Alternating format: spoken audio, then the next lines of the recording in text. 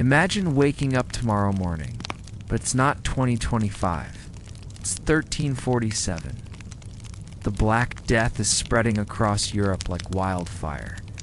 There's no running water, no electricity, no medicine. The average person dies before their 35th birthday. You have no money, no connections, and no idea how brutal life really was. This is your survival guide to medieval times. And trust me, you're going to need every second of it. Because by the end of this journey, you will understand exactly why 99% of us wouldn't survive a single day in the world our ancestors called home. Before we dive into this epic 5-hour journey through medieval survival, make sure you're comfortable. Grab a blanket, dim the lights, and hit that subscribe button if you enjoy falling asleep to fascinating historical stories. We've got an incredible adventure ahead, filled with shocking truths about daily life, survival tactics, and the harsh realities that shaped human civilization. Now, let's step back in time. ... The year is 1347, and you've somehow found yourself in a small English village called Ashford. The sun hasn't risen yet, but you can already hear the sounds of a world waking up. Roosters crowing, church bells ringing in the distance, and the shuffle of feet on dirt paths. Your first challenge isn't finding food or shelter... It's understanding that you've entered a world where 90% of the population are peasants, bound to the land they work. You don't own anything, not even yourself, if you're unlucky enough to be born a serf. Let me paint you a picture of what your morning would actually look like. You wake up on a straw mattress that's probably crawling with fleas, lice, and other creatures you'd rather not think about. The bed is nothing more than a wooden frame with rope stretched across it, topped with whatever straw or hay you could gather. Your pillow? A sack filled with more straw, if you're lucky. The room around you is dark. There are no glass windows, just wooden shutters with gaps that let in cold air and rain. The walls are made of wattle and daub, essentially sticks woven together and covered with mud, dung, and straw. Yes, you heard that right... Animal waste was actually a crucial building material because it helped insulate homes and was readily available. As you sit up, your back aches from the uneven surface you've been sleeping on. Your clothes, the same ones you wore yesterday and will wear tomorrow, are rough, scratchy, and probably haven't been washed in weeks. Medieval people typically owned only 1 or 2 sets of clothing, and washing them was a laborious process that could actually damage the fabric. The smell hits you next. It's a combination of unwashed bodies, animal waste, rotting food, and smoke from fires that never quite burn clean. This isn't just your house.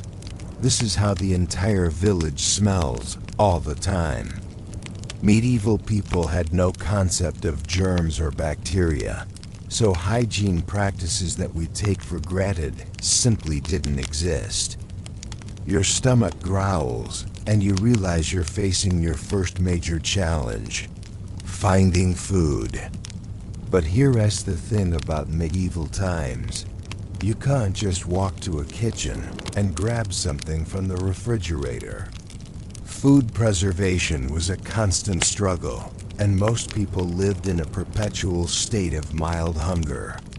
If you're a peasant, which statistically you almost certainly would be, your diet consists mainly of bread, porridge, and ale. Yes, ale for breakfast. Water was often contaminated and dangerous to drink, so even children consumed weak ale throughout the day. The bread isn't the fluffy white bread you're used to. It's dense, dark and often mixed with sawdust, ground acorns, or other fillers to make the grain last longer. But before you can even think about breakfast, you need to understand the social hierarchy that governs every aspect of medieval life. At the top is the king, followed by nobles and lords who own vast estates. Below them are knights who serve the nobles in exchange for land. Then come the clergy, priests, monks, and nuns who hold significant power and influence. And at the bottom, that's where you are. The peasants, serfs, and laborers who make up the vast majority of the population. If you're a serf, you're literally bound to the land.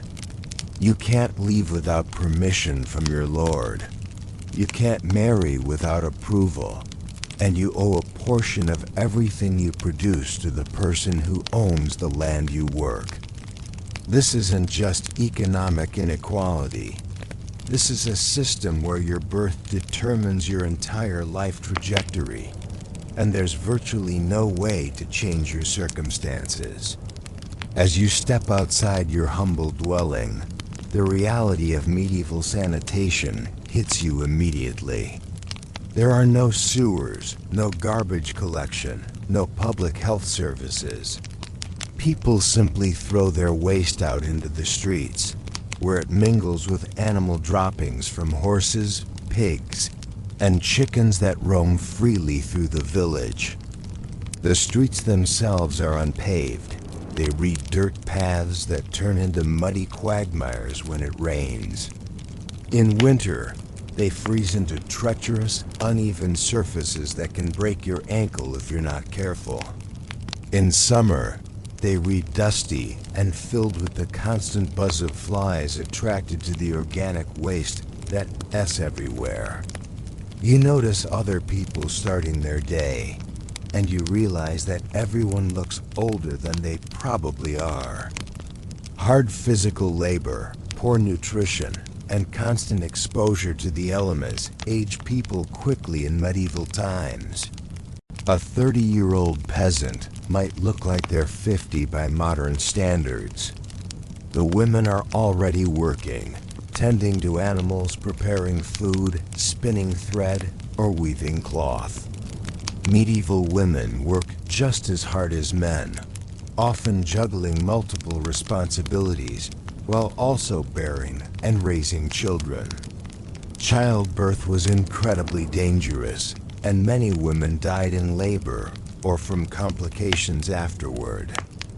Children as young as 7 or 8 are already working alongside their parents. There is no concept of childhood as we understand it. Kids are simply small adults who contribute to the family's survival from the moment they are physically capable.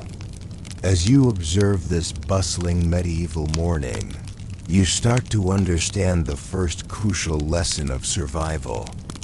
Everything revolves around work. There are no weekends, no vacation days, no retirement. You work from sunrise to sunset every day until you're too old or sick to continue. And when that happens, you become dependent on your family or the church for survival. The church bells ring again, and you realize this isn't just a time marker, it's a command. Medieval life is strictly regulated by the Catholic Church, which controls not just spiritual matters, but also education, healthcare, and social services. You're expected to attend Mass regularly, pay tithes to the church, and follow religious laws that govern everything from what you can eat to when you can work. Speaking of work, you need to figure out what your job would be in this medieval village. If you're a man, you might be a farmer, working the Lord S land in exchange for a small plot where you can grow food for your own family. You might be a craftsman, a blacksmith, carpenter, or baker, though these positions require years of apprenticeship and are often passed down through families. If you're a woman, your options are more limited. You might help with farming, work as a servant in a noble's household, or assist your husband in his trade.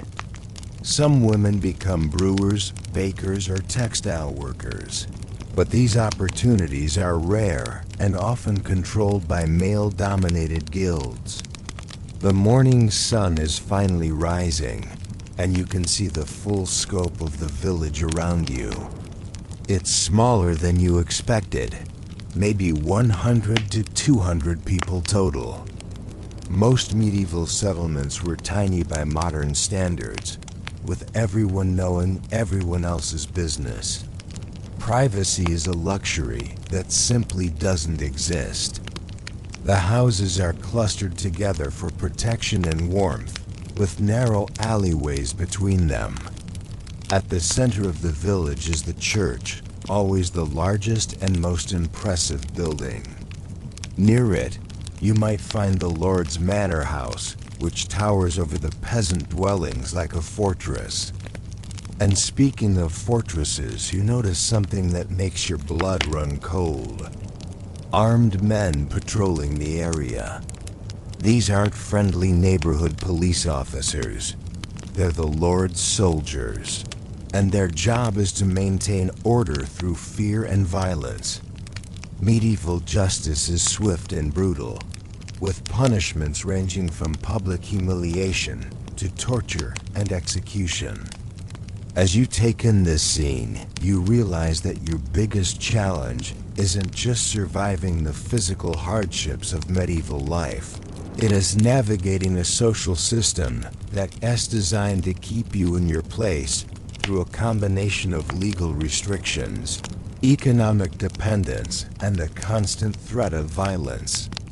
The morning is still young, but you're already exhausted from trying to understand this alien world. And this is just the beginning of your medieval survival journey. Now that you've survived your first morning in medieval times, let us talk about something that would terrify any modern person: getting sick or injured in an era where medical knowledge was a bizarre mixture of superstition, religion, and practices that would kill you faster than the original ailment. Imagine you wake up with a simple headache. In 2025, you might take an aspirin and think nothing of it. In 1347, that headache could be the first sign of the Black Death, and within days, you could be dead. But even if it's just a regular headache, the treatments available to you are so dangerous that you might prefer to suffer in silence. Let me introduce you to medieval medicine, where bloodletting was considered a cure-all, where drilling holes in your skull was a legitimate medical procedure, and where the local barber was also your surgeon. The foundation of medieval medical knowledge came from ancient Greek and Roman texts, particularly the works of Galen, a physician who lived in the 2nd century. The problem? Galen's understanding of human anatomy was based largely on dissecting animals, not humans, because human dissection was forbidden for religious reasons. This meant that medieval doctors were working with fundamentally incorrect information about how the human body actually functioned. Medieval physicians believed in the theory of the 4 humors: blood, phlegm, yellow bile, and black bile.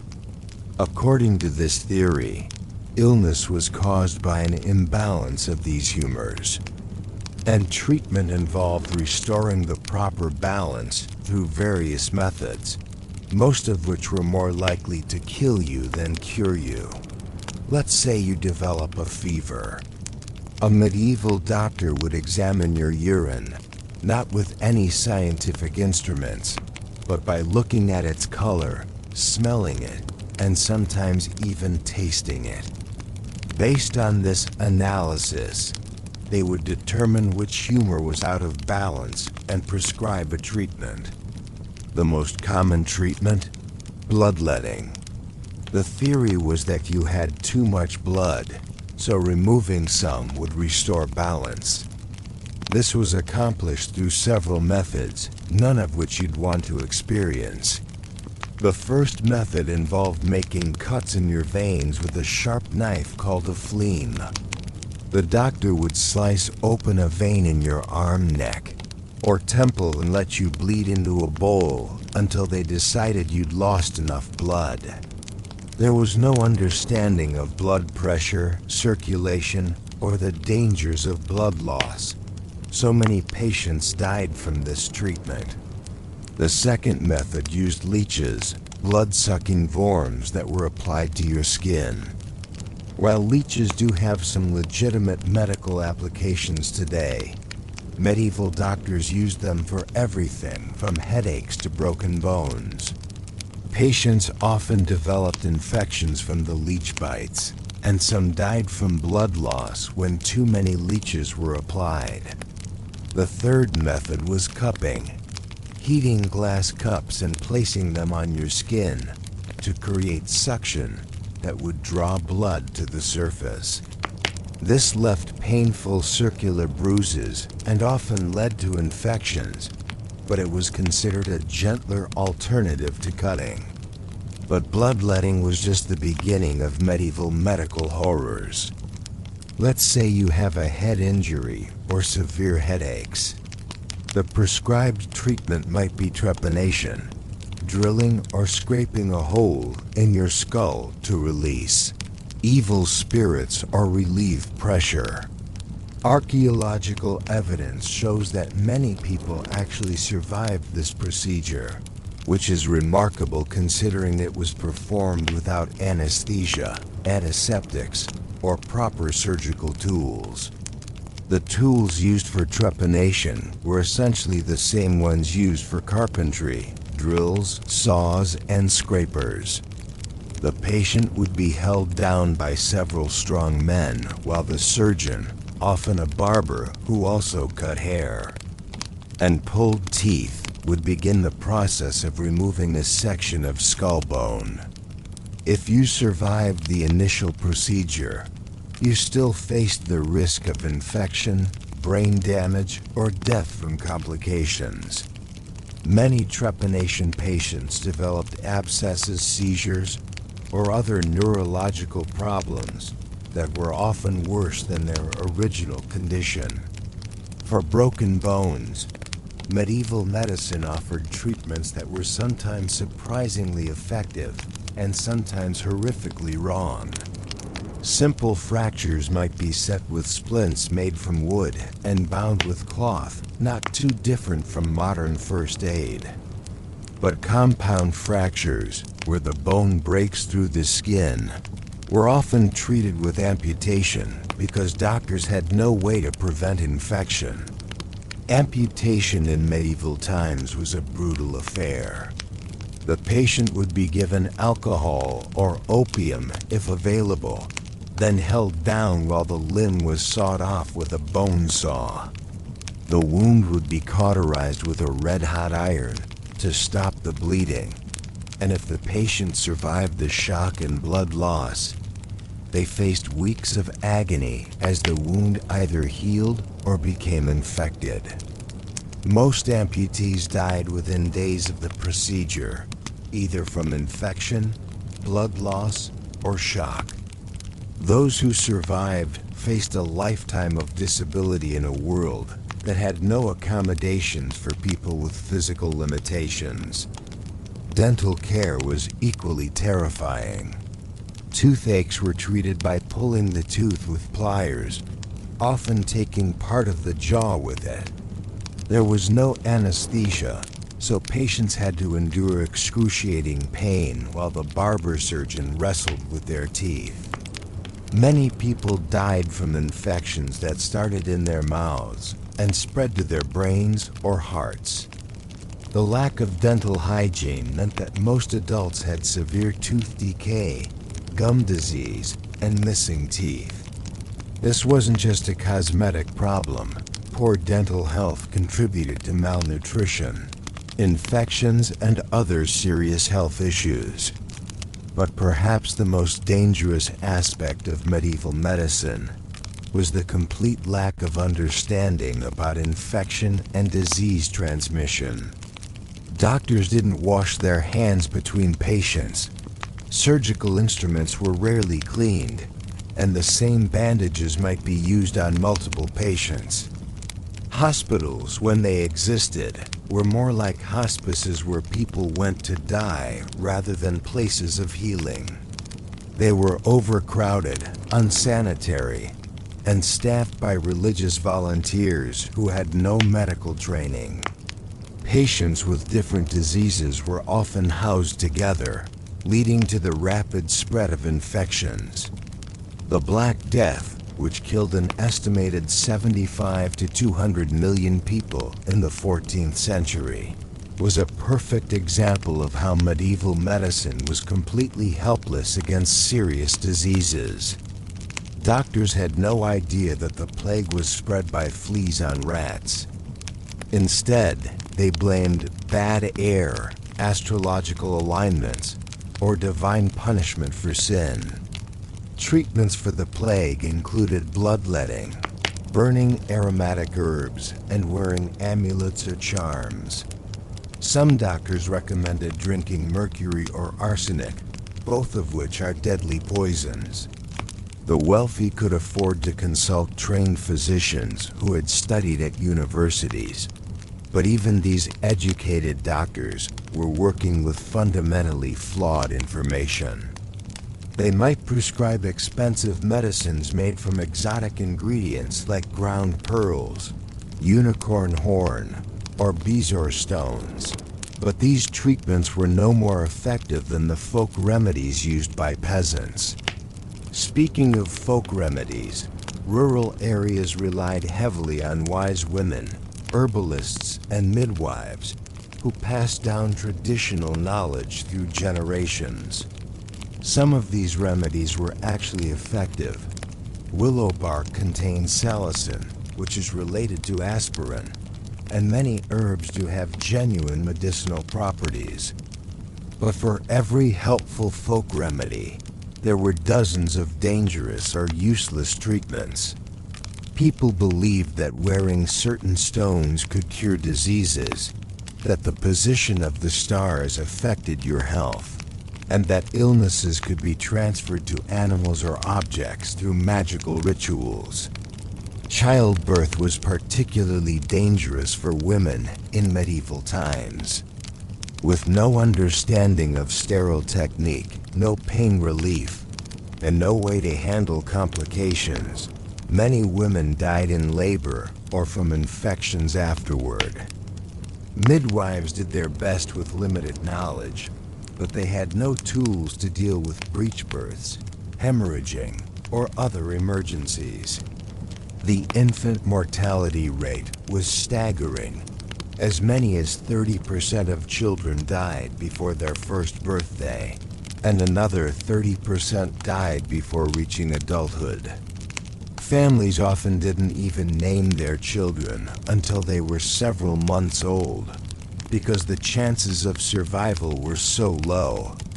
Mental illness was completely misunderstood in medieval times.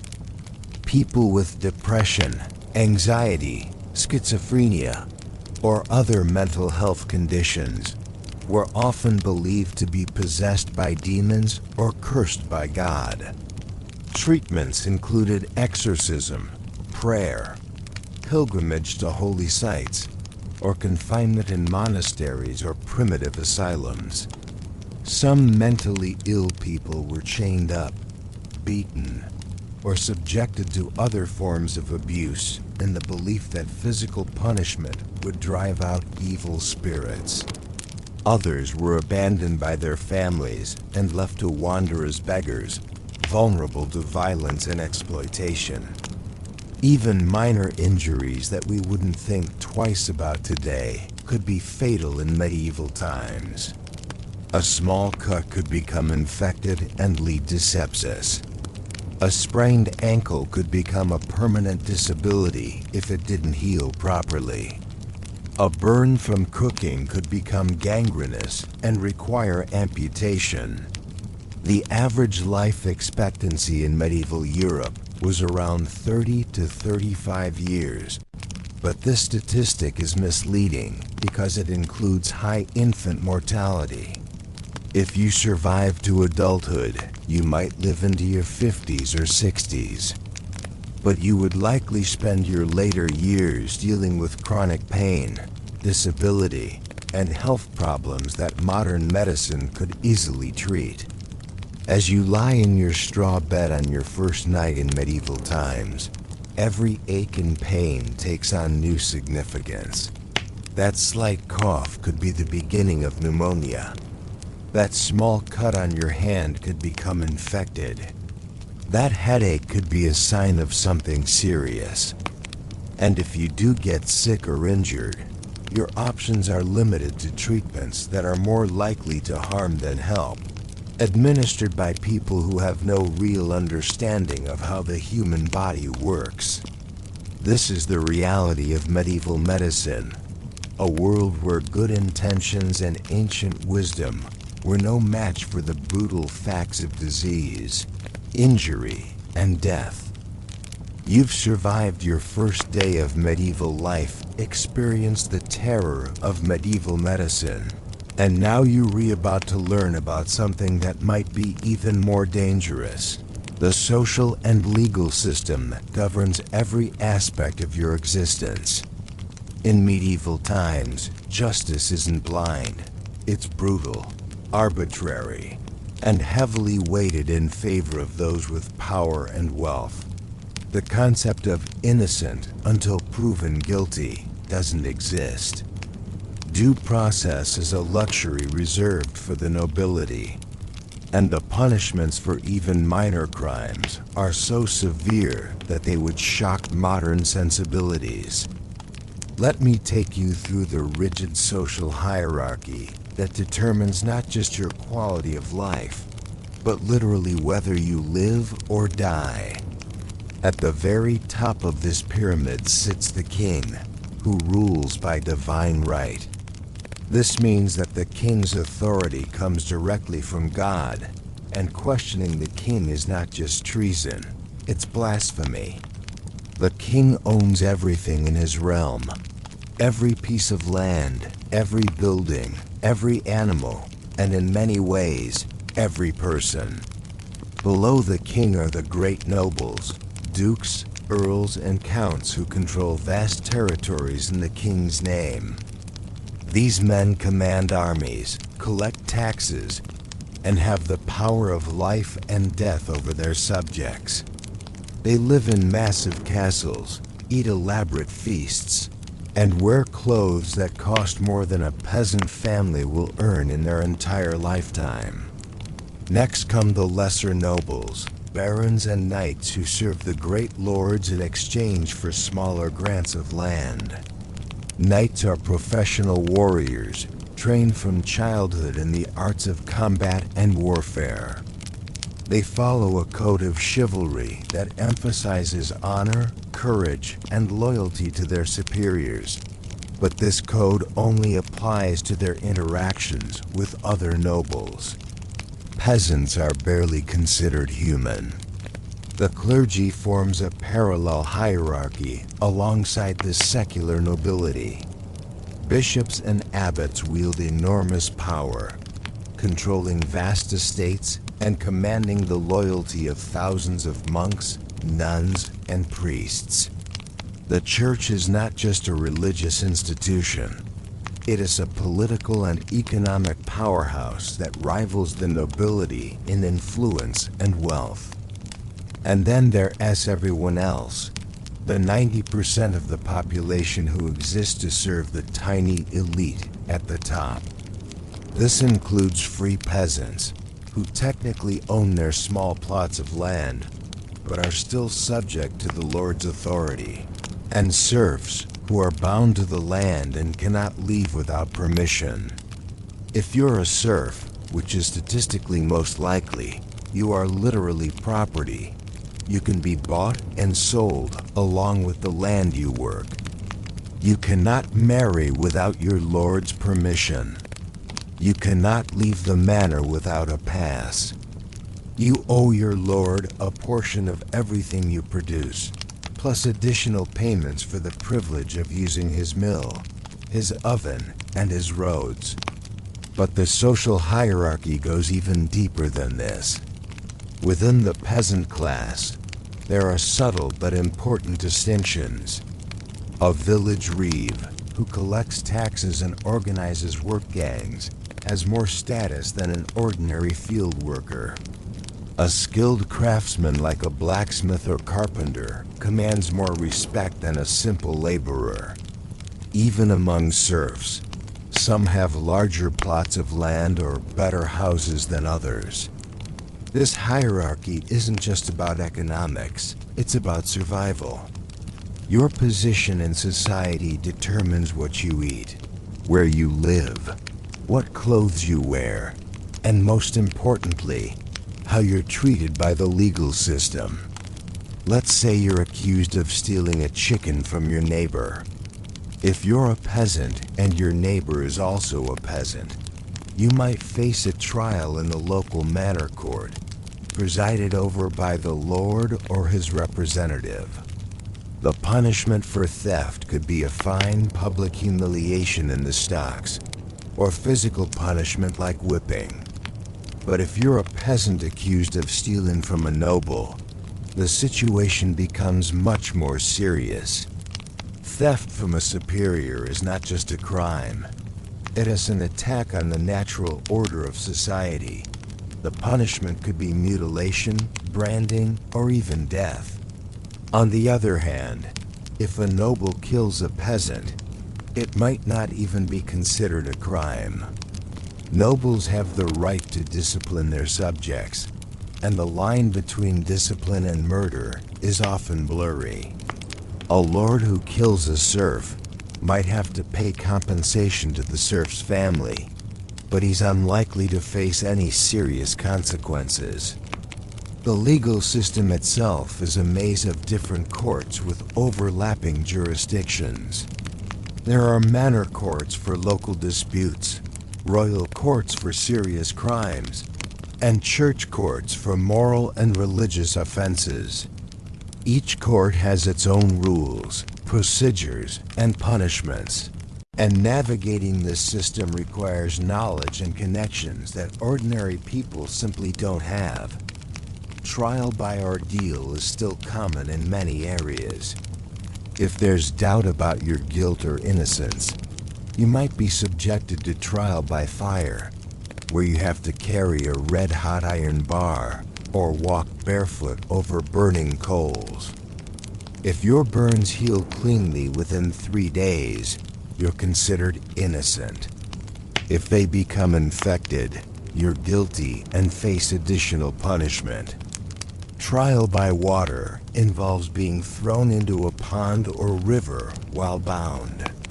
If you float, you're guilty.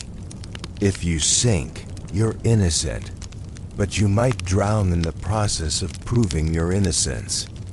Trial by combat allows you to fight your accuser or hire a champion to fight for you. The theory is that God will ensure the innocent party wins. In practice, this means that whoever is stronger, more skilled, or can afford a better fighter is more likely to be declared innocent. These ordeals aren't just primitive superstitions. They re-official legal procedures endorsed by both secular and religious authorities. The logic is that God will intervene to protect the innocent and punish the guilty. So the outcome of the ordeal reveals divine judgment.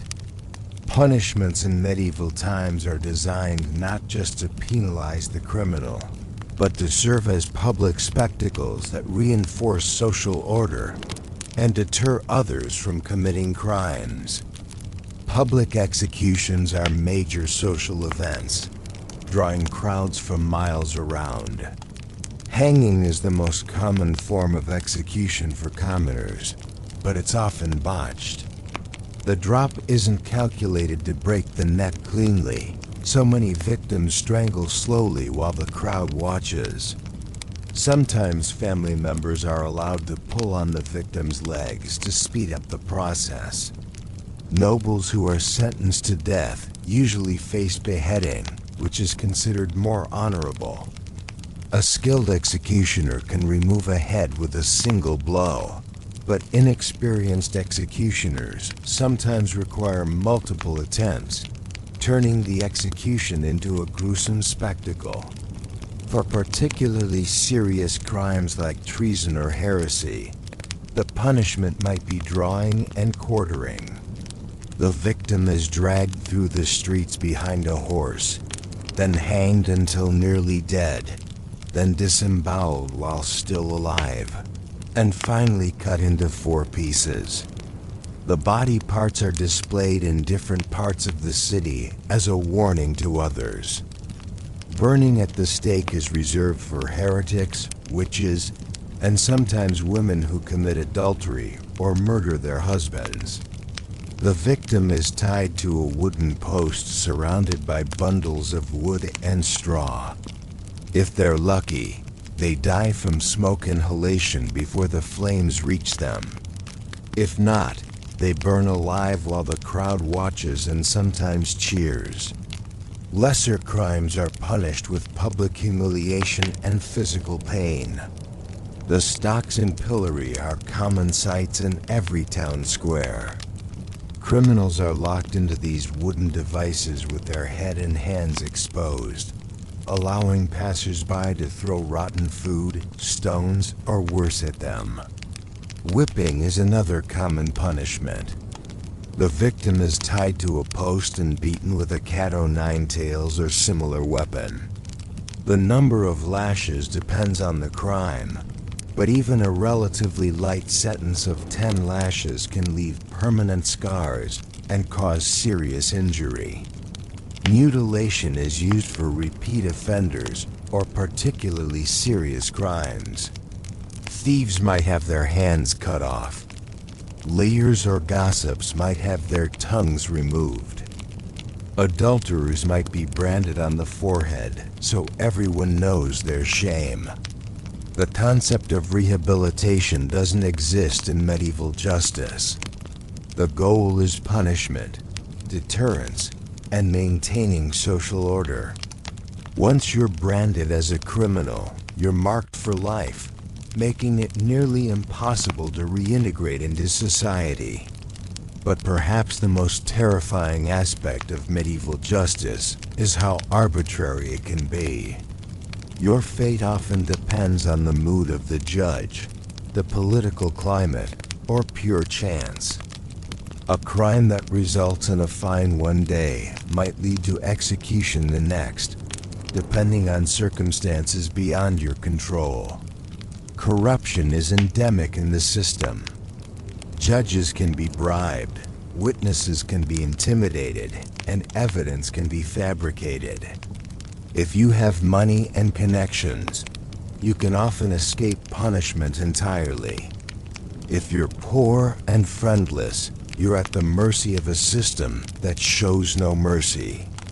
Women face additional challenges in the medieval legal system. They have fewer rights than men and are often considered the property of their fathers or husbands. A woman accused of adultery faces much harsher punishment than a man guilty of the same crime. Rape victims are often blamed for their assault and may face punishment themselves if they can't prove their innocence. The concept of mental illness as a mitigating factor in criminal behavior doesn't exist. Someone who commits a crime while suffering from what we would now recognize as schizophrenia or severe depression is treated the same as any other criminal.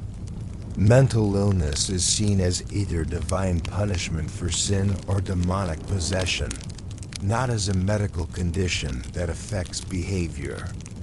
Children are not exempt from harsh punishment. A child who steals food because they're starving faces the same penalties as an adult thief. The age of criminal responsibility is much lower than in modern times, and children as young as 7 can be tried and executed for serious crimes. As you settle into your second night in medieval times, you realize that survival isn't just about avoiding disease, finding food, or staying warm. It's about navigating a legal and social system that can destroy you for the smallest misstep. Every interaction with authority figures is potentially dangerous. Every dispute with a neighbor could escalate into a legal nightmare. Every day brings the risk that you might inadvertently break some law or custom that you don't even know exists. This is the reality of medieval justice, a world where might makes right, where your social status determines your fate, and where the punishment for most crimes is swift, brutal, and final. Now that you understand the medical horrors and brutal justice system of medieval times, let's focus on the most basic challenge of all: staying alive day by day. In our modern world, we take for granted that clean water will flow from our taps, that food will be available at the grocery store, and that our homes will protect us from the elements. In medieval times, securing these basic necessities was a constant struggle that consumed most of your waking hours. Let's start with water, something so fundamental to life that we rarely think about it today. In medieval times, finding clean, safe drinking water was one of your biggest daily challenges. Most water sources were contaminated with human and animal waste, making them dangerous to drink. Rivers and streams served multiple purposes in medieval communities. They were sources of drinking water, but they were also where people dumped their waste, where animals drank and defecated, and where various industries like tanning and dyeing disposed of their toxic byproducts. The same river that provided water for cooking and drinking was also the community sewer. Wells were somewhat safer, but even they could become contaminated if they were dug too close to latrines or animal pens. Many wells were shared by entire communities, and there was no understanding of how diseases could spread through contaminated water sources.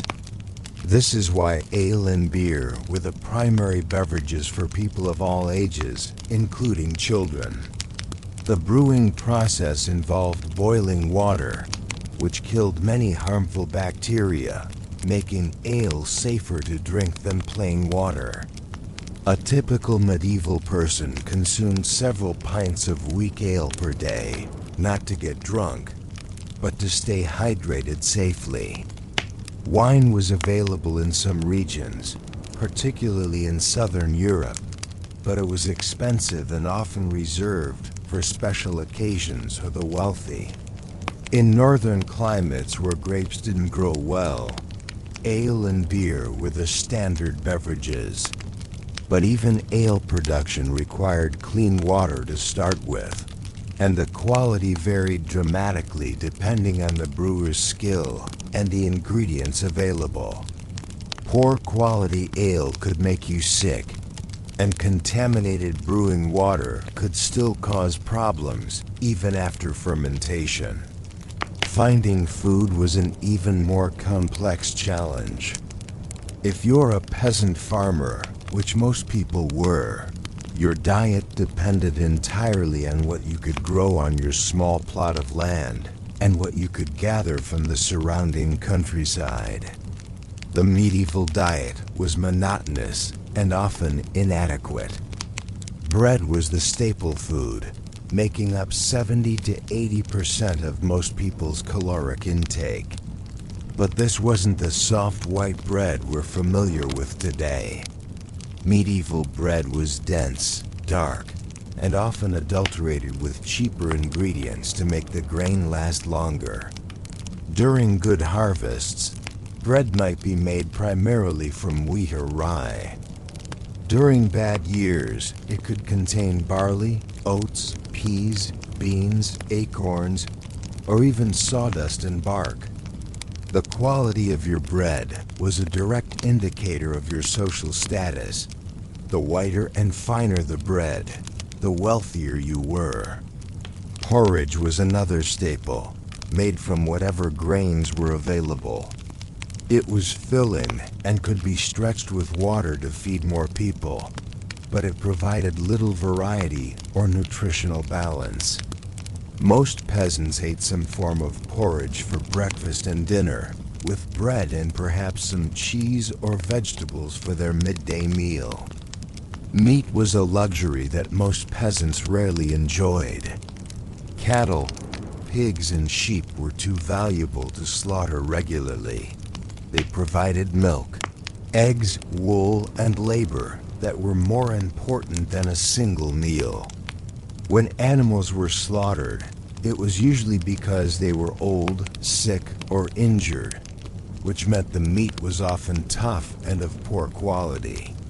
Chickens were more common sources of protein, but even they were valued more for their eggs than their meat.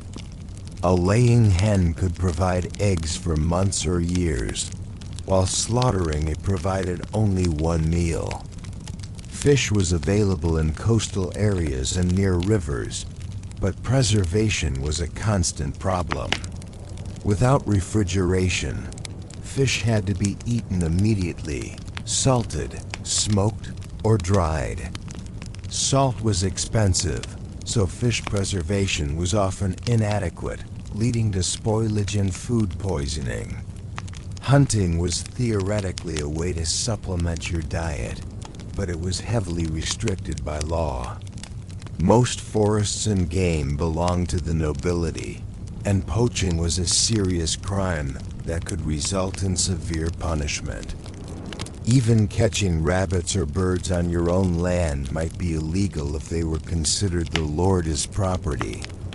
Gathering wild foods was more acceptable, but it required extensive knowledge of what was safe to eat. Mushrooms, berries, nuts, and edible plants could supplement your diet, but misidentifying a poisonous mushroom or plant could kill you.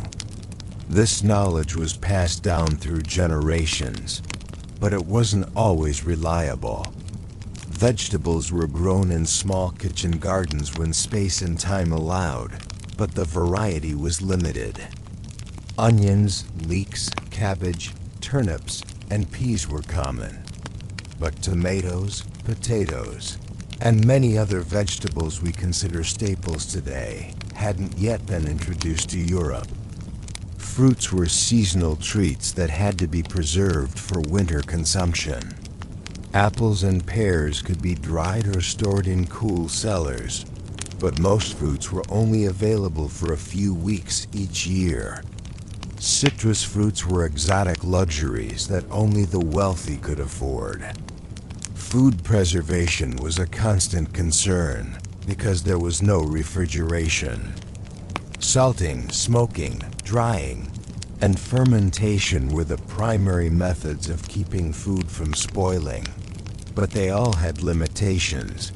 Salt was expensive and not always available. Smoking required wood and time. Drying depended on weather conditions. Fermentation could go wrong and ruin entire batches of food. During winter months, fresh food became scarce, and people relied on whatever they had managed to preserve during the harvest season. By late winter and early spring, many families were surviving on the last of their stored grain, supplemented with whatever they could forage from the countryside. This period, known as the Hunger Gap, was when malnutrition was most severe and people were most vulnerable to disease. Children and elderly people were particularly at risk during these lean months. Famines were regular occurrences that could devastate entire regions. A single bad harvest could lead to widespread starvation, and consecutive bad years could kill thousands of people. The Great Famine of 1315 to 1322 killed millions across Europe and demonstrated how precarious food security really was. Now let us talk about shelter, your protection from the elements, and the place where you spend your non-working hours. If you're a typical peasant, your house is a far cry from modern standards of comfort and safety. Most peasant houses were single-room structures that housed entire families, often including multiple generations. Privacy was a luxury that simply didn't exist. Parents, children, grandparents, and sometimes even livestock all shared the same space. The walls were made of whatever materials were locally available and affordable. In forested areas, houses might be built with wooden frames filled with wattle and daub woven sticks covered with a mixture of mud, straw, and animal dung. In areas with stone, the wealthy might have stone houses, but most people made do with less durable materials. The roof was typically thatched with straw, reeds, or other organic materials. Thatch was relatively inexpensive and provided good insulation, but it was also flammable, prone to leaking, and attractive to vermin. Mice, rats, and insects lived in the thatch, occasionally falling into the living space below. Windows were rare and small, usually just openings in the wall that could be covered with wooden shutters. Glass was extremely expensive and only found in the homes of the wealthy or in churches. Most people lived in dim, poorly ventilated spaces that were stuffy in summer and cold in winter. Heating was provided by a central fire pit or, in better houses, a fireplace. But fuel was often scarce and expensive. Wood had to be gathered from forests that might be miles away, and cutting firewood was backbreaking work that took time away from other necessary tasks. The fire served multiple purposes. It provided heat, light, and a place to cook food. But it also filled the house with smoke, which had to escape through a hole in the roof or through gaps in the walls. Many medieval people suffered from respiratory problems caused by constant exposure to smoke. Floors were usually just packed earth, sometimes covered with rushes or straw that was changed periodically. These floor coverings absorbed spills and waste, but they also harbored insects, bacteria, and unpleasant odors. Wooden floors were a luxury that most people couldn't afford.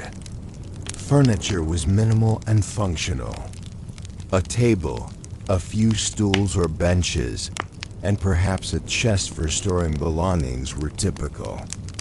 Beds were often just straw mattresses on wooden frames, shared by multiple family members.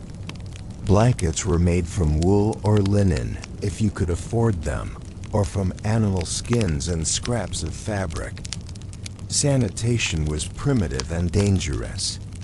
Most houses had no indoor plumbing, so waste disposal was a constant problem. Wealthy houses might have a garderobe, essentially a toilet that emptied into a pit or moat below. But most people used chamber pots that had to be emptied regularly. The contents of chamber pots were often thrown directly into the street or into nearby rivers, contributing to the contamination of water sources and the spread of disease. The smell in medieval towns and cities was overwhelming by modern standards. Personal hygiene was limited by the availability of water, soap, and privacy. Most people bathed infrequently, if at all. Soap was expensive and not always available, so people might use sand, ash, or other abrasive materials to clean themselves. Clothes were washed even less frequently than bodies. Most people owned only one or two sets of clothing, and washing them was a laborious process that could damage the fabric. Clothes were often worn until they literally fell apart, then patched and mended repeatedly. Vermin were constant companions in medieval homes. Fleas, lice, bedbugs, mice, and rats were everywhere, carrying diseases and making life miserable. There were no effective pesticides or pest control methods, so people simply had to live with these unwanted guests. Disease spread rapidly in these cramped, unsanitary conditions. When one family member got sick, the entire household was likely to be infected. With no understanding of germ theory, people had no idea how to prevent the spread of illness. As you spend your third night in medieval times, huddled in your smoky, draughty house, sharing your space with family members and vermin, you begin to understand why survival was such a daily struggle. Every meal was uncertain, every drink was potentially dangerous, and every night brought the risk of fire, disease, or other disasters. The simple act of staying alive required constant vigilance, hard work, and a bit of luck. There was no safety net, no insurance, no government assistance. If your crops failed, if your house burned down, if you got sick or injured, you depended entirely on your family, your community, and your own resources to survive. This is the reality of daily life in medieval times, a constant battle against hunger, thirst, cold, disease, and death. As dawn breaks on your fourth day in medieval times, you're beginning to understand that survival isn't just about avoiding disease or finding food. It's about work. Endless, back-breaking, dangerous work that begins before sunrise and continues until you collapse from exhaustion. In our modern world, we complain about 40-hour work weeks, overtime, and workplace stress. In medieval times, the concept of a work-life balance didn't exist. Work was life, and life was work, from the moment you were old enough to hold a tool until the day you died. Let's start with agricultural work, which occupied about 90% of the medieval population. If you're a peasant farmer, your life revolves around the agricultural calendar, and every season brings its own backbreaking challenges. Spring begins with plowing, one of the most physically demanding tasks in medieval agriculture. If you're lucky enough to own an ox or horse, you'll spend long days guiding the plow through heavy, often waterlogged soil. If you do have draft animals, and most peasants didn't, you will be pulling the plow yourself or working with neighbors to share the burden. Medieval plows were heavy, crude implements made of wood and iron. They frequently broke, got stuck in roots or rocks, or simply refused to cut through particularly tough soil. A day of plowing left you exhausted, covered in mud, and often injured from wrestling with stubborn equipment. After plowing comes sowing, which involves walking across your fields broadcasting seeds by hand. This requires skill to ensure even distribution, and it's backbreaking work that leaves you bent over for hours at a time. You're constantly worried about birds eating your seeds, rain washing them away, or wind blowing them into areas where they won't grow. Summer brings different challenges.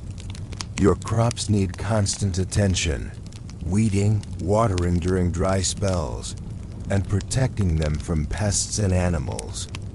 Weeding is particularly brutal work, requiring you to spend hours bent over in the hot sun, pulling unwanted plants by hand from among your precious crops. Haymaking is another summer task that pushes your body to its limits. Grass has to be cut with a scythe, a long-handled tool with a curved blade that requires strength, skill, and endurance to use effectively. A day of scything leaves your back aching, your hands blistered, and your arms trembling from the repetitive motion. After cutting, the hay has to be turned and dried, then gathered and stored before rain can ruin it. This work is time-sensitive and weather-dependent, often requiring you to work from dawn to dusk for days at a time. Harvest time in autumn is the most critical period of the agricultural year. Everything depends on bringing in your crops before they're destroyed by weather, pests, or disease. Grain has to be cut with sickles or scythes, gathered into sheaves, and transported to storage areas. The work is exhausting and dangerous. Scythe blades are razor sharp and can cause serious injuries if you're not careful. The repetitive motions of cutting and gathering can cause permanent damage to your back, shoulders, and hands. And the pressure to work quickly before weather ruins your crops means you're often working in dangerous conditions. After harvest comes threshing, separating the grain from the stalks. This involves beating the grain with flails, heavy wooden tools that can easily injure you if you lose control. The work is dusty, repetitive, and exhausting, but it's essential for preparing your grain for storage and consumption. Winnowing, separating grain from chaff by tossing it in the air on windy days, is another time-consuming task that requires skill and patience. You're entirely dependent on weather conditions, and a sudden change in wind direction can ruin hours of work. But agricultural work isn't limited to crop production. If you have animals, and most peasants kept at least a few chickens, pigs, or goats, they require daily care that adds to your workload. Milking cows or goats has to be done twice a day, every day, regardless of weather or how you're feeling. Animals need to be fed, watered, and protected from predators. Pigs need to be taken to forage in forests, which means long walks and constant vigilance to prevent them from wandering off or being stolen. Chickens require daily care, feeding, collecting eggs, protecting them from foxes and other predators, and cleaning their coops. It might seem like simple work, but when you're already exhausted from field work, even these basic tasks become burdensome. During winter, when field work is impossible, there are still countless tasks that need attention. Tools need to be repaired or replaced. Buildings need maintenance. Firewood needs to be cut and split. Animals still need daily care, even when it means breaking ice on water troughs or trudging through snow to feed them. Women's work was equally demanding, though often less visible. In addition to helping with agricultural tasks, women were responsible for food preparation, textile production, childcare, and household management.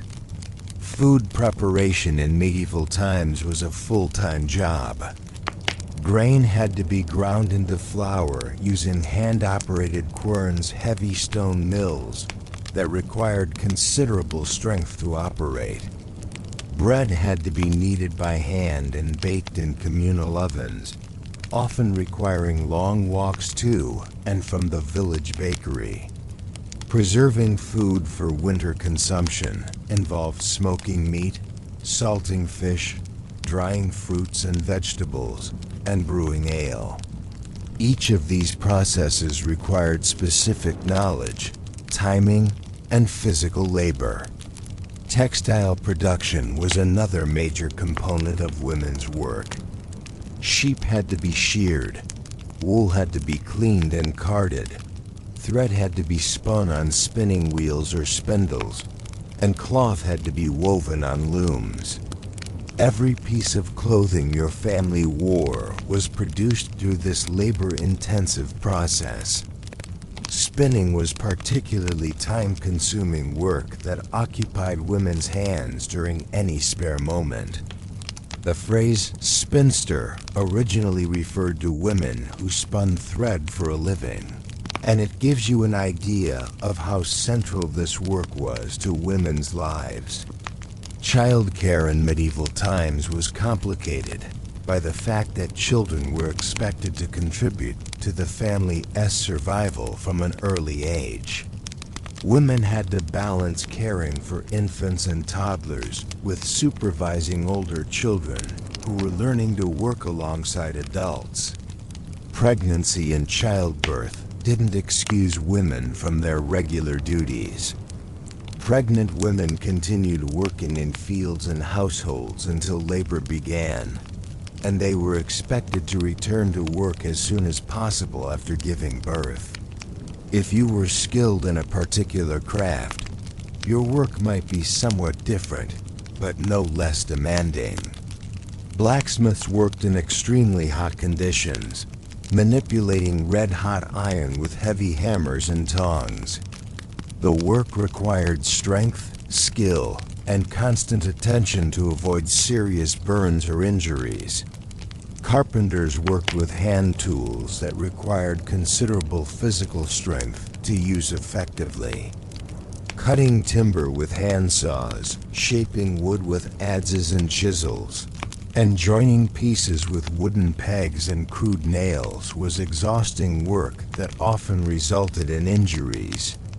Masons and stoneworkers faced similar challenges, plus the added danger of working at heights on construction projects. Falls from scaffolding were common, and the heavy stones used in construction could crush limbs or cause fatal injuries if they shifted unexpectedly. Millers operated water mills and windmills that ground grain into flour. The work involved heavy lifting, as grain sacks often weighed 100 pounds or more. Mill machinery was dangerous, with exposed gears and grinding stones that could easily crush or sever body parts. Bakers worked in extremely hot conditions, often starting their workday at 2 or 3 a.m. to have fresh bread ready when people needed it. The ovens were heated with wood fires and reached temperatures that could cause serious burns. Lifting heavy trays of bread and working in cramped, hot spaces took a physical toll. Even merchants and traders who might seem to have easier lives faced significant hardships. Travel was dangerous, with threats from bandits, wild animals, and harsh weather. Roads were poor or non-existent, making transportation of goods difficult and time-consuming. Merchants had to carry their own goods or hire expensive transportation. They were vulnerable to theft, and they had no insurance to protect them from losses. A single robbery or shipwreck could destroy years of work and leave them destitute. The concept of workplace safety didn't exist in medieval times. Accidents were common and often fatal or permanently disabling. There was no workers' compensation, no disability insurance, and no retirement benefits. If you were injured and couldn't work, you depended on family or charity to survive. Work-related injuries were treated with the same primitive medical knowledge we discussed earlier. A blacksmith who burned his hand might have it treated with animal fat and herbs. A carpenter who cut himself with a chisel might have the wound sewn up with thread, with no understanding of infection control. Many workers developed chronic conditions from their labor. Farmers suffered from back problems caused by years of bending and lifting. Millers developed respiratory problems from breathing flour dust. Blacksmiths suffered from burns and eye problems caused by working near fires and hot metal. The pace of work was determined by daylight, weather, and seasonal demands. There were no electric lights to extend working hours, but there were also no set schedules or time clocks. You worked when work needed to be done, which often meant extremely long days during busy seasons and shorter days during winter months.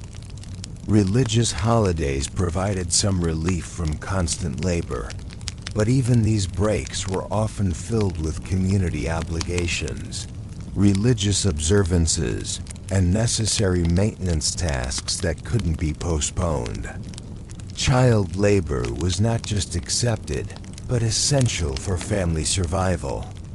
Children as young as 5 or 6 were given age-appropriate tasks like feeding chickens, gathering eggs, or helping with simple crafts. By age 10, they were expected to contribute significantly to the family's work. Apprenticeship began early for children who were learning trades. A blacksmith's son might start helping in the forge at age 8, gradually taking on more dangerous and complex tasks as he grew older. The learning process was hands-on and often dangerous, with no safety regulations to protect young workers. Education, when it existed at all, was secondary to work. Most children learned to read and write only if their families could afford to spare them from labor, which was rare. Literacy was a luxury that most people couldn't afford. As you collapse into your straw bed after another day of medieval labor, your body aches in ways you never imagined possible. Your hands are blistered and calloused. Your back throbs from constant bending and lifting, and you're already dreading tomorrow's work, but there's no choice. In medieval times, work isn't just how you earn money, it's how you survive. Every day you don't work is a day your family doesn't eat. Your animals aren't cared for, and your chances of surviving another year diminish. This is the reality of medieval labor, a world where human muscle power drives everything, where accidents are common and often fatal, and where the only retirement plan is death. As you settle into your 5th night in medieval times, you might think you're beginning to understand the challenges of this harsh world. You've learned about disease, brutal justice, finding food, and backbreaking labor. But there's another aspect of medieval life that makes all of these other hardships seem almost manageable by comparison. The constant, ever-present threat of violence. In our modern world, most people live their entire lives without experiencing serious violence. We have police forces, military protection, and legal systems that, while imperfect, generally maintain order and protect citizens from harm. In medieval times, violence was so common that it was simply accepted as a normal part of life. Let's start with the most obvious source of violence: warfare. Medieval Europe was in an almost constant state of conflict. Kings fought other kings for territory and power. Nobles battled each other over land disputes and inheritance claims.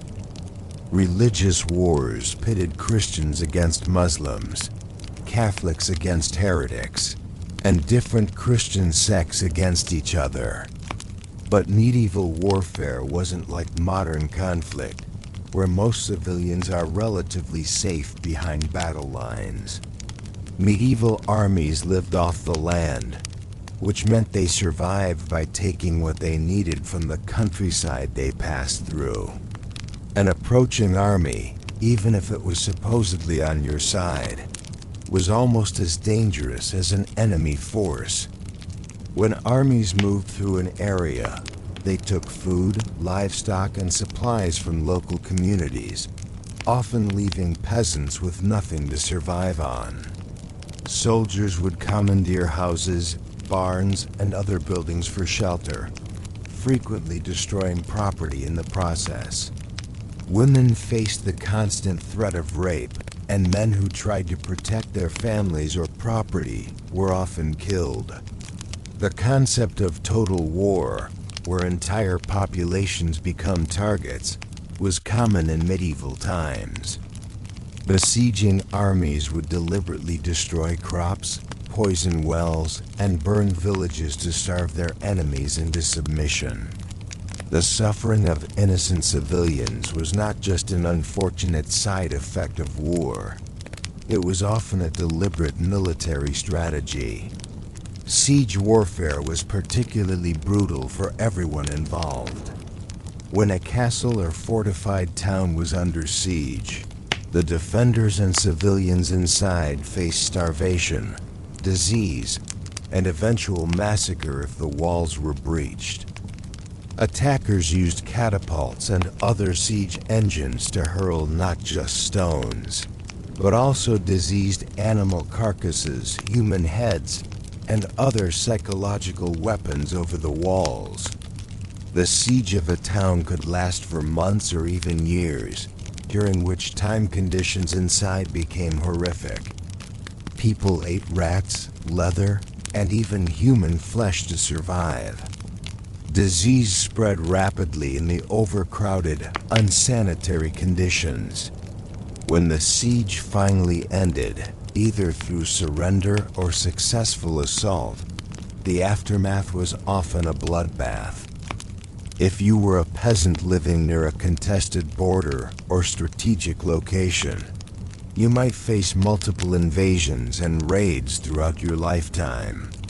Each time armies passed through your area, you risked losing everything you had worked for: your crops, your animals, your home, and possibly your life. But warfare wasn't the only source of violence in medieval life. Banditry was rampant throughout Europe, making travel extremely dangerous for anyone who wasn't part of a large, well-armed group. Highways were controlled by robber bands who preyed on merchants, pilgrims, and anyone else who might be carrying valuables. These weren't romantic Robin Hood-style outlaws who stole from the rich to give to the poor. Medieval bandits were often desperate men who had been driven from their homes by war, famine, or legal troubles. They survived by taking whatever they could from anyone they could overpower, and they had no qualms about using extreme violence to get what they wanted. Merchant caravans had to hire armed guards and travel in large groups for protection, but even this didn't guarantee safety. Bandits often had the advantage of knowing the local terrain and could set up ambushes in forests, mountain passes, or other isolated areas where travelers were vulnerable. Pirates posed similar threats to coastal communities and sea trade. Viking raids had terrorized Europe for centuries, and while the great age of Viking expansion was over by the later medieval period, piracy continued to be a major problem. Coastal villages lived in constant fear of raids that could come without warning, leaving death and destruction in their wake. Even in times of relative peace, violence was a regular part of daily life. The legal system, as we discussed earlier, relied heavily on physical punishment and public spectacles of brutality. Public executions, floggings, and other forms of corporal punishment were common entertainment for medieval people. But violence wasn't limited to official punishments. Personal disputes were often settled through combat, and the line between legal and illegal violence was often blurry. If someone insulted your honor or harmed your family, you were expected to respond with force. Backing down from a fight was seen as cowardice that could damage your reputation permanently. Dueling was common among the nobility and emerging merchant classes. These were informal affairs with seconds and rules. They were often spontaneous fights that erupted from arguments in taverns, markets, or other public places. Swords, daggers, and other weapons were commonly carried, and men were expected to know how to use them. Women were not immune from violence, though they faced different types of threats.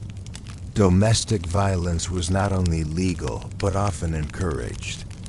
Husbands had the legal right to discipline their wives physically, and there were few, if any, protections for women who were being abused. Sexual violence was also common and rarely punished. Rape was technically illegal, but prosecuting it was difficult, especially if the perpetrator was of higher social status than the victim. Women who were raped often faced blame and social ostracism rather than justice.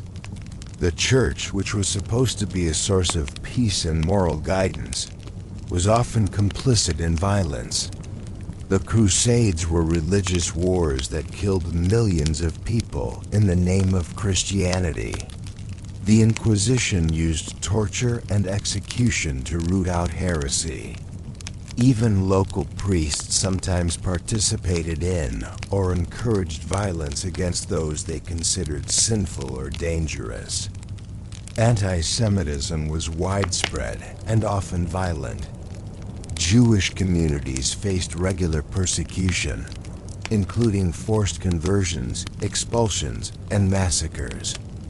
During times of crisis, plagues, famines, or military defeats, Jews were often scapegoated and attacked by mobs seeking someone to blame for their troubles. The Black Death, which we discussed earlier in terms of medical horror, also triggered waves of violence against Jewish communities. Rumors spread that Jews had poisoned wells or made pacts with the devil to cause the plague. Entire Jewish communities were burned alive by Christian mobs who believed they were doing God's work. Heretics and accused witches faced similar violence. The medieval period saw numerous religious movements that challenged the authority of the Catholic Church, and these were often suppressed with extreme brutality. The Albigensian Crusade in southern France, for example, resulted in the massacre of entire towns suspected of harboring heretical beliefs. Witch trials, while more common in the later medieval and early modern periods, began during the medieval era. Accused witches were tortured to extract confessions, then burned alive if found guilty. The accusations were often based on superstition, personal grudges, or scapegoating during times of hardship. Even children were not protected from violence. Child abuse was common and rarely punished. Children were expected to work from an early age, and physical punishment was considered necessary for their moral development. Apprentices and servants were often beaten by their masters, and there were no legal protections for young workers. Infanticide was also more common than most people realize. Families who couldn't afford to feed another child sometimes abandoned newborns or allowed them to die from neglect. This wasn't necessarily seen as murder, but rather as a tragic necessity in a world where resources were scarce. The violence of medieval life wasn't just physical, it was also psychological.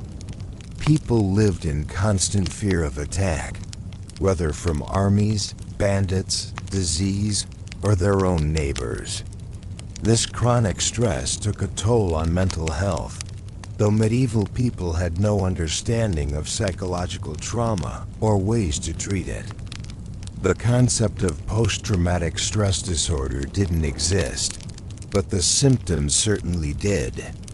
Veterans of medieval wars often suffered from what we would now recognize as PTSD, but they were expected to simply endure their suffering in silence. Alcohol was often the only available treatment for psychological pain. Sleep was often disrupted by fear and anxiety. People slept with weapons nearby and were constantly alert for signs of danger. Nightmares about violence, death, and disaster were common, and there was no understanding of how to treat sleep disorders or anxiety. The cumulative effect of all this violence was a society where life was cheap and death was always close at hand. People developed a fatalistic attitude toward survival, accepting that they might die violently at any time. This affected everything from religious beliefs to family relationships to economic planning. Religious art and literature from the medieval period reflect this preoccupation with death and violence. Churches were decorated with graphic depictions of hell, martyrdom, and divine punishment. Popular stories celebrated warriors and saints who died violent deaths for their beliefs. The concept of a good death was important in medieval culture, but it often involved violence or suffering. Saints were revered for enduring torture and execution rather than renouncing their faith. Knights were expected to die gloriously in battle rather than live as cowards. This acceptance of violence had practical consequences for how society was organized.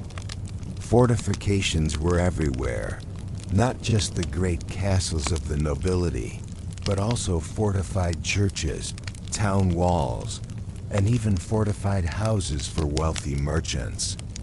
Every community had to be prepared to defend itself at a moment's notice. Military service was a feudal obligation for most men. Peasants owed their lords a certain number of days of military service each year, and they were expected to provide their own weapons and equipment. This meant that even farmers and craftsmen had to be trained in the use of weapons and prepared for combat. The weapons themselves were designed for maximum lethality. Medieval swords, axes, maces, and crossbows were not sporting equipment or ceremonial objects. They were tools, specifically designed to kill human beings as efficiently as possible. The fact that ordinary people carried such weapons on a daily basis tells you something about how dangerous medieval life really was. Training for combat began early. Boys were taught to fight almost as soon as they could walk. Games and sports often involved mock combat or activities that developed military skills. Even religious festivals sometimes included martial competitions and displays of weaponry. As you lie awake on your fifth night in medieval times, listening to the sounds of the village around you, every noise takes on sinister significance. Is that footstep outside your door a neighbor going about their business, or a thief looking for something to steal? Is that distant shouting a celebration, or a sign that violence has erupted somewhere nearby? You realize that all the other hardships of medieval life, disease, hunger, hard labor, brutal justice, are made worse by the constant threat of violence. You can't plan for the future when armies might destroy everything you've built. You can't trust strangers when bandits roam the roads. You can't even feel safe in your own home when violence is an accepted part of daily life. This is perhaps the most alien aspect of medieval life for modern people to understand. We live in a world where violence is relatively rare and usually punished by law. Medieval people lived in a world where violence was common, often legal, and sometimes celebrated. The psychological toll of living under constant threat of violence shaped every aspect of medieval culture, from art and literature to religion and social customs. It created a world where might truly did make right, where the strong preyed on the weak, and where survival often depended more on your ability to fight than on your moral character or hard work. As we reach the end of our journey through medieval times, you've experienced 6 days and nights in a world that would challenge every assumption you have about human civilization, comfort, and survival. You've faced disease without medicine, justice without mercy, hunger without grocery stores, labor without machines, and violence without protection. Now as dawn breaks on your 7th day in this harsh, medieval world, it is time to confront the ultimate truth. Despite all your modern knowledge, despite your best efforts to adapt, you almost certainly wouldn't survive more than a few weeks in medieval times. And the reasons why reveal just how much we take for granted in our modern world. Let's start with the most basic challenge, your immune system. You've lived your entire life in a world of antibiotics, vaccines, clean water, and processed food. Your body has never had to fight off the diseases that were common in medieval times. The moment you arrived in 1347, you would be exposed to pathogens that your immune system has never encountered. The Black Death alone would give you roughly a 30 to 70% chance of dying within days of exposure, depending on which form of plague you contracted. But even if you somehow avoided the plague, you'd still face smallpox, typhus, dysentery, tuberculosis, and dozens of other diseases that regularly killed medieval people. Your modern diet has left you dependent on processed foods, refined sugars, and nutritional supplements that simply didn't exist in medieval times. The sudden shift to a diet of coarse bread, weak ale, and occasional vegetables would shock your digestive system. Many modern people who try to eat historical diets, even under controlled conditions, experience severe digestive problems. Your body is also accustomed to a level of cleanliness that was impossible in medieval times. The bacteria and parasites that medieval people had built up tolerance to over generations would overwhelm your system. Intestinal worms, which were nearly universal in medieval times, would cause severe health problems for someone with no previous exposure. But the physical challenges are only part of the problem. The psychological shock of medieval life would be equally devastating. You've lived your entire life with the assumption that help is available when you need it. Police will respond to emergencies. Doctors will treat your injuries. Social services will provide assistance if you can't work. In medieval times, you would be entirely dependent on yourself, your family, and perhaps your immediate community. There would be no safety net, no insurance, no government assistance. The psychological stress of this complete self-reliance would be overwhelming for someone raised in modern society. The social skills required for medieval survival are completely different from those needed in modern life. You would need to navigate complex feudal relationships, religious obligations, and community hierarchies that you don't understand. A single social misstep could result in ostracism, legal punishment, or violence. Your modern education, while impressive by medieval standards, would be largely useless for daily survival. You might know calculus, But do you know how to preserve meat without refrigeration? You might understand computer programming, but can you repair a plow with hand tools? You might have a college degree, but do you know which wild plants are safe to eat? The physical demands of medieval life would quickly overwhelm most modern people. We're accustomed to sedentary lifestyles, climate-controlled environments, and ergonomic tools. The constant physical labor required for medieval survival, plowing fields with primitive tools, hauling water from wells, chopping firewood with hand axes, would quickly exhaust someone who's never done manual labor. Your hands, soft from a lifetime of office work and modern conveniences, would be raw and bleeding within days of medieval farm work. Your back, weakened by years of sitting at desks, would be in constant pain from the bending and lifting required for survival. Your feet, accustomed to supportive shoes and smooth surfaces, would be injured by rough terrain and primitive footwear. The sleep deprivation alone would be devastating. Medieval people went to bed when the sun set and woke when it rose. But they also had to wake frequently during the night to tend fires, check on animals, or respond to emergencies.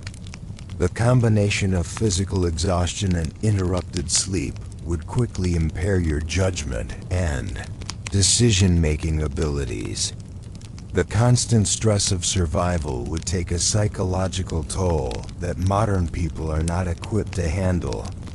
Every day would bring life or death decisions about food, water, shelter, and safety.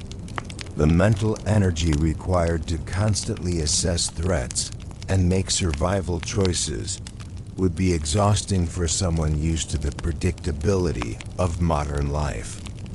Your modern moral sensibilities would also be a liability in medieval times. You've been raised to believe in human rights, gender equality, and the inherent dignity of all people. Medieval society was built on the assumption that some people were inherently superior to others, and survival often required accepting or participating in systems that would appall modern sensibilities. Could you really stand by and watch public executions, knowing that intervening would likely result in your own death? Could you accept the brutal treatment of women, children, and social inferiors as normal? Could you participate in religious practices that you might find abhorrent, knowing that refusing could mark you as a heretic?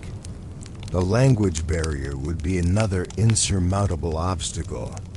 Even if you were transported to a region where your modern language had medieval roots, the differences in vocabulary, pronunciation, and grammar would make communication difficult or impossible.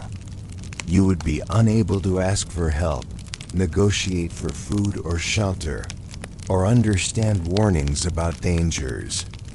Your modern appearance would also mark you as an outsider. Your dental work, your posture, your muscle development, even your skin tone would be obviously different from medieval people. In a world where strangers were viewed with suspicion and outsiders were often blamed for problems, your foreign appearance could make you a target for violence or scapegoating. The lack of privacy in medieval life would be psychologically devastating for someone raised in modern society. You would be sharing cramped living spaces with multiple family members, working alongside others all day, and living in communities where everyone knew everyone else's business.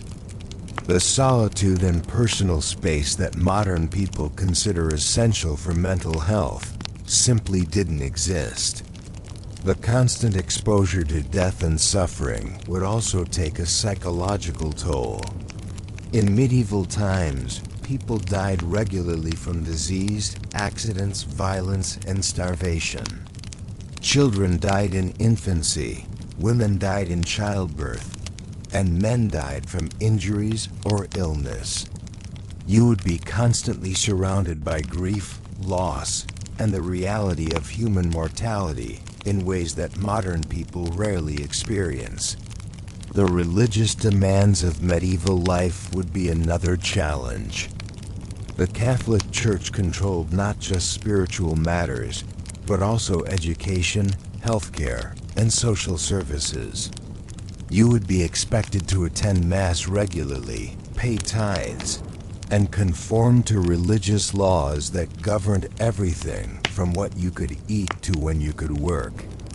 For someone raised in a secular society, this level of religious control would be suffocating. The seasonal nature of medieval life would also be difficult for modern people to adapt to. We're accustomed to having the same foods, the same temperatures, and the same activities available year-round. Medieval people had to adapt their entire lifestyle to the changing seasons, working frantically during harvest time and enduring months of cold, hunger, and inactivity during winter.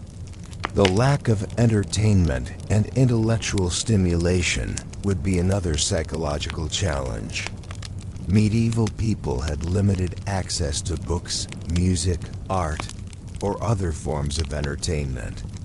Long winter evenings were spent in darkness, with only firelight for illumination and only conversation or simple crafts for entertainment.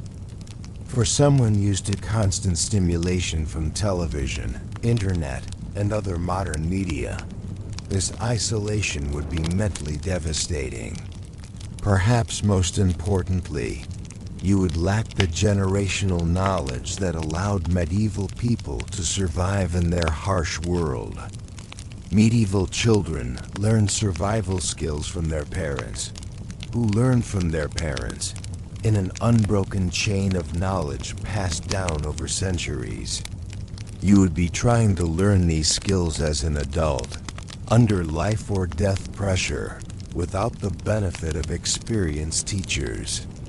The tools and techniques that medieval people used for survival were the result of centuries of refinement and adaptation.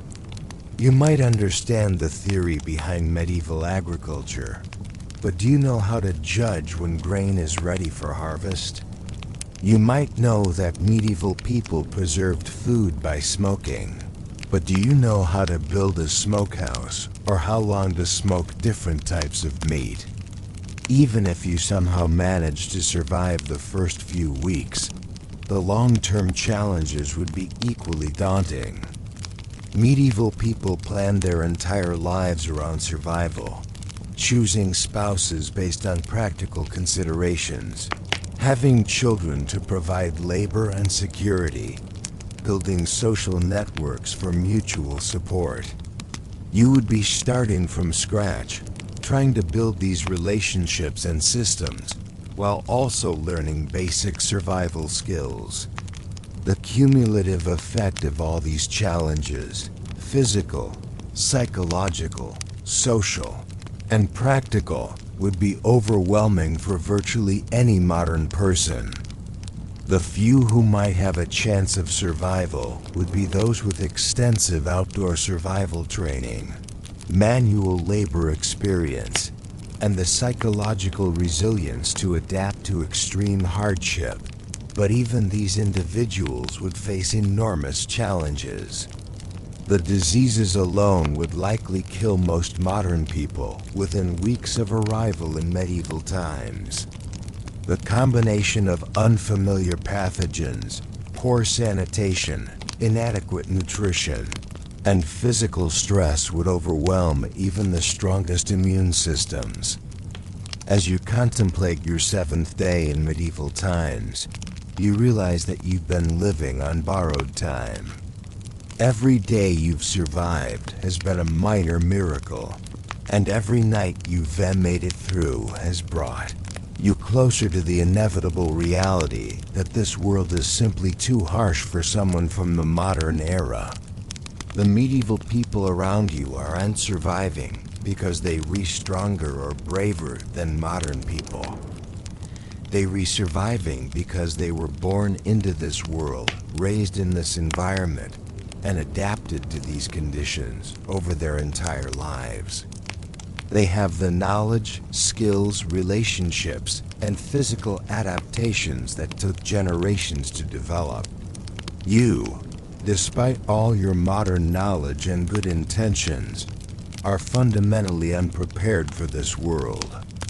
Your education, your values, your physical condition, your immune system, and your psychological makeup are all products of a completely different environment. Trying to survive in medieval times would be like trying to survive on an alien planet. The basic assumptions about life, society, and survival are so different that adaptation would be nearly impossible. This is why you wouldn't last a day in medieval times. Not because you're weak or stupid, but because you're a product of your time, just as medieval people were products of theirs. The gap between our world and theirs is so vast that crossing it, even with all our modern knowledge, would be virtually impossible. As our journey through medieval times comes to an end, you can finally appreciate the incredible progress that humanity has made over the centuries. The world we live in today, with all its problems and challenges, is a paradise compared to the brutal reality of medieval life. Every time you turn on a faucet and clean water flows out, every time you flip a switch and light fills the room, every time you visit a doctor and receive effective treatment, every time you buy food at a grocery store, you're benefiting from centuries of human progress that separated us from the harsh world of our ancestors. The next time you complain about modern life, remember you're weak in medieval times. Remember the constant threat of disease, the backbreaking labor, the brutal justice, the ever-present violence, and the daily struggle just to survive. Remember that the world we live in today, whatever its flaws, is the result of countless generations of human beings who fought, suffered, and died to build something better for their children. And perhaps most importantly, remember that the progress we've made isn't guaranteed to continue. The civilization that protects us from the horrors of medieval life is fragile and requires constant effort to maintain. The knowledge, institutions, and technologies that make our comfortable lives possible could be lost if we don't value and protect them. Your journey through medieval times is over, but the lessons you've learned should stay with you forever. You now understand, in a way that few modern people do, just how precious and fragile our modern world really is. And with that sobering realization, our 5-hour journey through the brutal realities of medieval life comes to an end. You've experienced firsthand why you wouldn't last a day in medieval times, and hopefully gained a new appreciation for the world we live in today. Thank you for joining me on this epic exploration of history's most challenging era. If you enjoyed this journey through time, make sure to subscribe for more fascinating, historical content that will help you fall asleep while learning about the incredible story of human civilization. Sweet dreams, and remember, you're living in the best time in human history to be alive.